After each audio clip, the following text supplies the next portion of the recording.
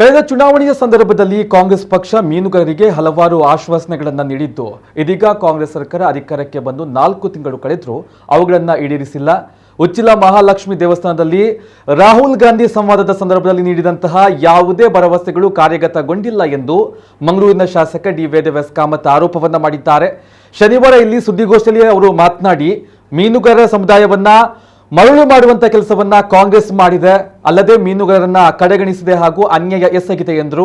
ಹಿಂದಿನ ಬಿಜೆಪಿ ಸರ್ಕಾರ ಬಜೆಟ್ನಲ್ಲಿ ಘೋಷಿಸಿದ ಕಾಮಗಾರಿಗಳನ್ನ ಈಗಿನ ಸರ್ಕಾರ ಜಾರಿಗೊಳಿಸ್ತಾ ಇದೆ ಎಂದ ಅವರು ಈ ಕುರಿತಂತೆ ಕೆಲವು ದಾಖಲೆಗಳನ್ನ ಬಿಡುಗಡೆ ಮಾಡಿ ಹಾಗೂ ಇದಕ್ಕೆ ಕಾಂಗ್ರೆಸ್ಸಿಗರು ಉತ್ತರಿಸಬೇಕು. ಮೀನುಗಾರರಿಗೆ ಕಾಂಗ್ರೆಸ್ ಕೊಡುಗೆ ಏನು ಎಂಬುದನ್ನ ಕಾಂಗ್ರೆಸ್ ನಾಯಕರು ತಿಳಿಸಬೇಕು ಅಂತ ಹೇಳಿದ್ರು. ಕಳೆದ ಚುನಾವಣೆಯಲ್ಲಿ ಕಾಂಗ್ರೆಸ್ ಯಾವ ರೀತಿಯಲ್ಲಿ ಜನರಿಗೆ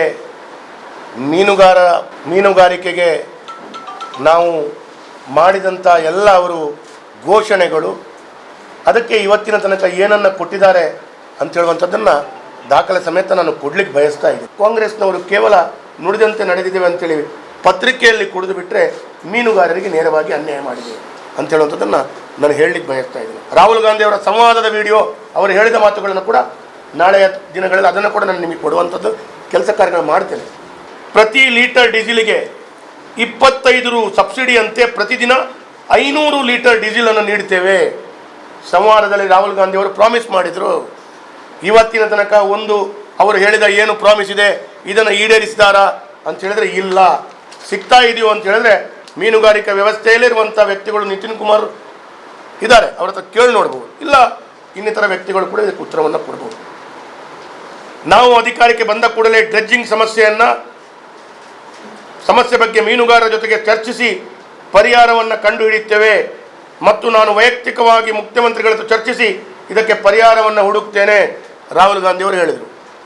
ಕಳೆದ 4.5 ತಿಂಗಳುಗಳಲ್ಲಿ ಡ್ರೆಡ್ಜಿಂಗಿಗೆ ₹1 ಬಿಡುಗಡೆ ಮಾಡಿದಾರಾ ಅಂಥೇಳಿ ಒಂದು ದಾಖಲೆಗಳನ್ನು ಕೊಡಿಸಬೇಕು. ಯಾವುದಾದ್ರೂ ಒಂದು ಸ್ಯಾಂಕ್ಷನ್ ಆರ್ಡರ್ ಕೊಡಬೇಕು. ನಮ್ಮ ಸರ್ಕಾರದ ಅವಧಿ ಬಂದರೆ ನಮ್ಮ ಸರ್ಕಾರದ ಅವಧಿಯಲ್ಲಿ MNC ಕಂಪನಿಗಳು ಮೀನುಗಾರಿಕಾ ಚಟುವಟಿಕೆಯಲ್ಲಿ ತೊಡಗಿಡುವುದನ್ನು ತಡೆಗಟ್ಟುತ್ತೇವೆ. ಯಾವ MNC ಕಂಪನಿಗಳನ್ನು ನೀವು ತಡೆಗಟ್ಟಿದ್ರಿ 4.5 ತಿಂಗಳಲ್ಲಿ? ಒಂದು MNC ಕಂಪನಿಗಳು ಅಂಥ ಕಂಪನಿಗಳು ಇದ್ದಲ್ಲಿ ಅವರನ್ನು ತಡೆಗಟ್ಟುವ ದೃಷ್ಟಿಯಲ್ಲಿ ಕಾಂಗ್ರೆಸ್ ಏನು ಕ್ರಮ ವಹಿಸಿದೆ ಹೇಳುವಂಥ ಕೆಲಸ ಕಾರ್ಯಗಳು ಕಾಂಗ್ರೆಸ್ ಮಾಡಬೇಕು.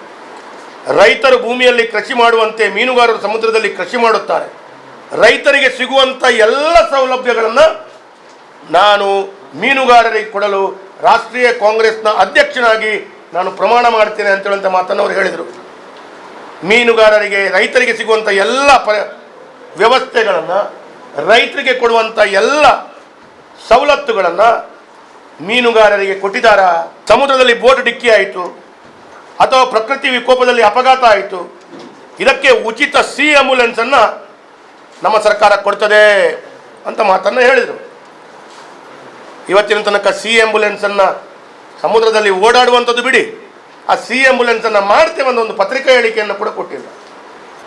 ಕಾಂಗ್ರೆಸ್ ಸರ್ಕಾರ ತನ್ನ ಮೊದಲನೆಯ ಬಜೆಟ್ನಲ್ಲಿ ಮೀನುಗಾರ ಮಹಿಳೆಯರಿಗೆ 3 ಲಕ್ಷ ತನಕ ಬಡ್ಡಿ ರಹಿತ ಸಾಲ ಘೋಷಿಸಿ ಇವತ್ತಿನ ತನಕ ಒಂದೇ ಒಂದು ಮೀನುಗಾರಿಕಾ ಮಹಿಳೆಯರಿಗೆ 3 ಲಕ್ಷ ಬಡ್ಡಿ ಸಾಲ ಕೊಡೋದು ಬಿಡಿ, ಯಾರಾದರೆ ಒಂದು ಮಹಿಳೆ ಹತ್ರ ಅರ್ಜಿಯನ್ನು ಸ್ವೀಕಾರ ಮಾಡ್ಕೊಂಡಿದ್ದೀರಾ?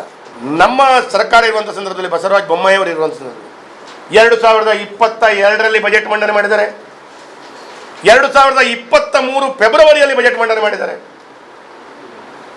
ತದನಂತರ ಚುನಾವಣೆ ಬಂತು. 2023ರಲ್ಲಿ ಸಿದ್ದರಾಮಯ್ಯರು ಪುನರಪಿ ಬಜೆಟ್ ಘೋಷಣೆ ಮಾಡಿದರು. ಅದರ 2 ಪ್ರತಿಯನ್ನು ನಾನು ನಿಮ್ಗೆ ಕೊಟ್ಟಿದ್ದೇನೆ. ಮೀನುಗಾರಿಕಾ ಬಜೆಟ್ನ ಪ್ರತಿಯನ್ನು ಕೂಡ ನಿಮಗೆ ಕೊಟ್ಟಿದ್ದೇನೆ. ಯಾಕಂತ ಹೇಳಿದ್ರೆ ವೆರಿಫೈ ಮಾಡಿಕೊಳ್ಬೇಕು. ಗಾಳಿಯಲ್ಲಿ ಕಾಂಗ್ರೆಸ್ನವರು ಗುಂಡು ಹೊಡೆದಾಗ ನಾವು ಹೊಡೆಯುವುದಿಲ್ಲ, ದಾಖಲೆಗಳನ್ನು ಇಟ್ಟೇ ನಾವು ಮಾತಾಡುವಂಥದ್ದು. ಅದನ್ನು ಕೊಡಬೇಕು ಅಂದರೆ ಅದರ ಪ್ರತಿಯನ್ನು ಕೂಡ ಕೊಟ್ಟಿದ್ದೇನೆ.